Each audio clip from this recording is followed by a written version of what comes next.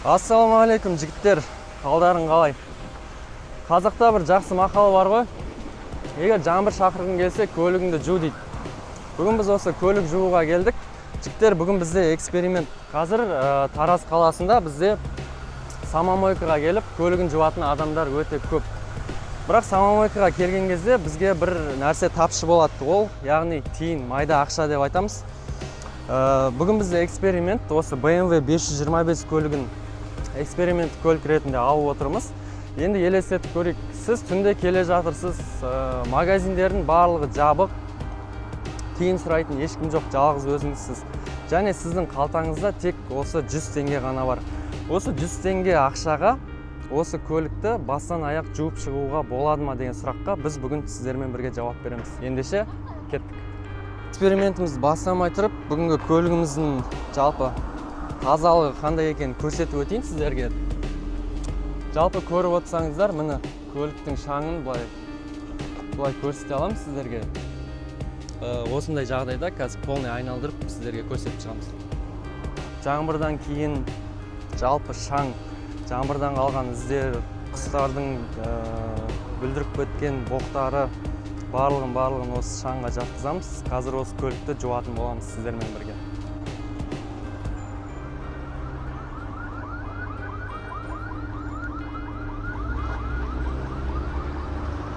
Бізде көлік жууға арналған қандай құралдар бар екен көрейік. Қазір мен көрсетем. Бұл көліктің егесінде особо ештеңе жоқ екен. Қытайдың сар тряпкасы, губка кәдімгі, одан шелек. Мен ойымша бұл нәрселер барлық автомобильде бар. Сол үшін іске кірсек.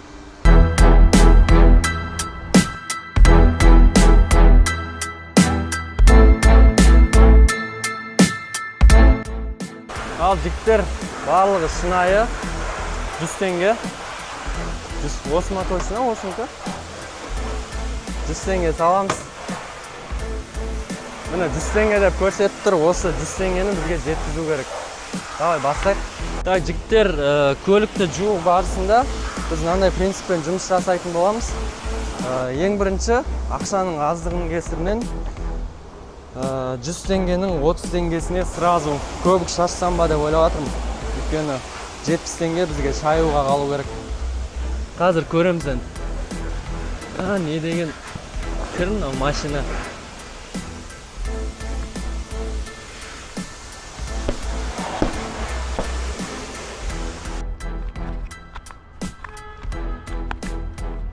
Так, жігіттер, сразу пена шашамыз, себебі ақша жоқ деген ба? Ұста микрофон.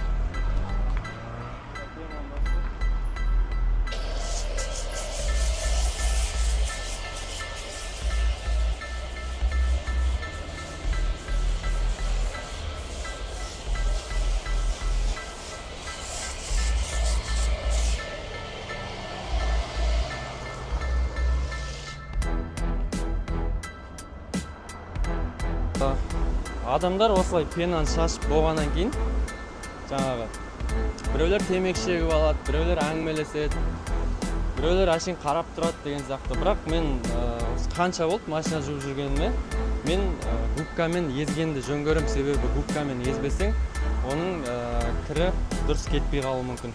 Қазір губкамен еземіз.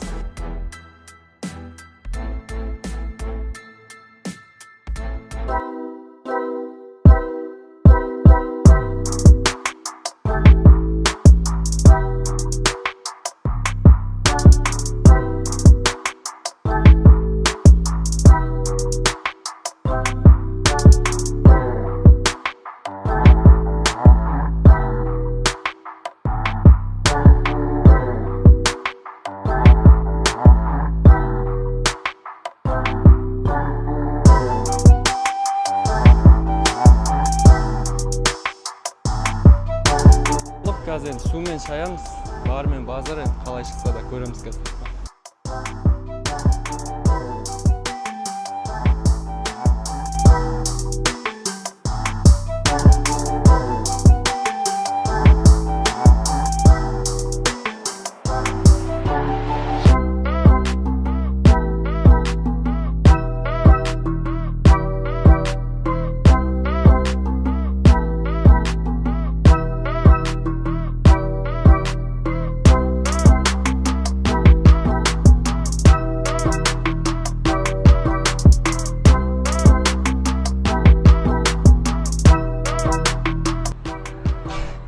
жігіттер, енді барынша жылдам жууға тырыстым.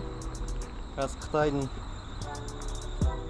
сары чехолындағы көк трапкасымен осы машинаны сүртеміз енді. Мынандай трапка бәріңде бар шығар, Осы трапка жақсы болды ғой қазір. Кез келген көлік жуатын жерде осындай су болады.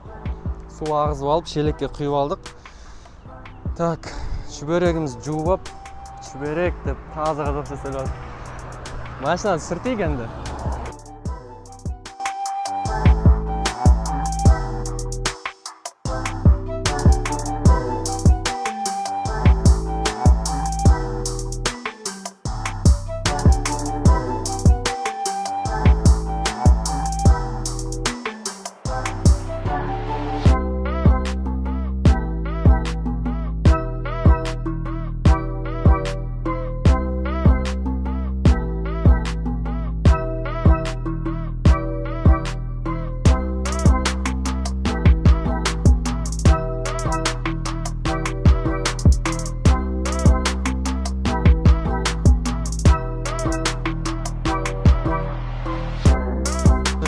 Кез келген көлік жуатын жерде осындай су алатын жер болады.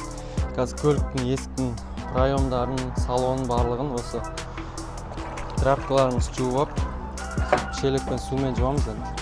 Көліктің салонының кір екендігін міне былай көре аламыз. Егес жумай ма неме ойлаймын.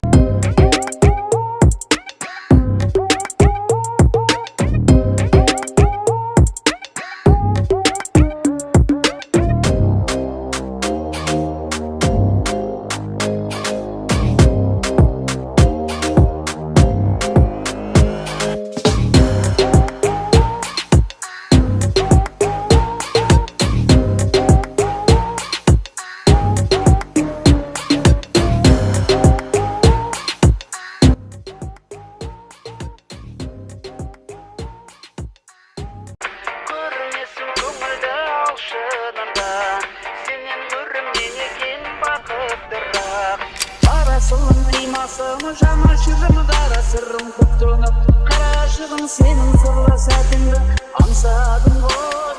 Тағымданда маржан, тағымданда маржан далашығым. Тағымданда маржан, тағымданда маржан далашығым. Арасылым қимасым, жана жүрім дара сырым көп тұнып, қарашығым сенің сырлы сәтіңді аңсадым ғой. Жігіттер, бүгін біз сіздерге 100 теңгеге көлік жууға болатынын көрсеттік. Көлік мінсіз тап-таза болмаса да, осы кейде қонаққа шаң-шаң көлікпен барғанша осындай 100 теңгеге жуылған көлікпен барған дұрыс деп ойлаймын. Көлігін жусаң осы ғой, күн бұлттанып, жауын жауайын деп жатыр. Жарайды, сіздермен бірге болған Абзик Моторс каналыма тіркеліп, лайк қалдырып, пікір жазып, каналдың дамуына үлесіңізді қосыңыз.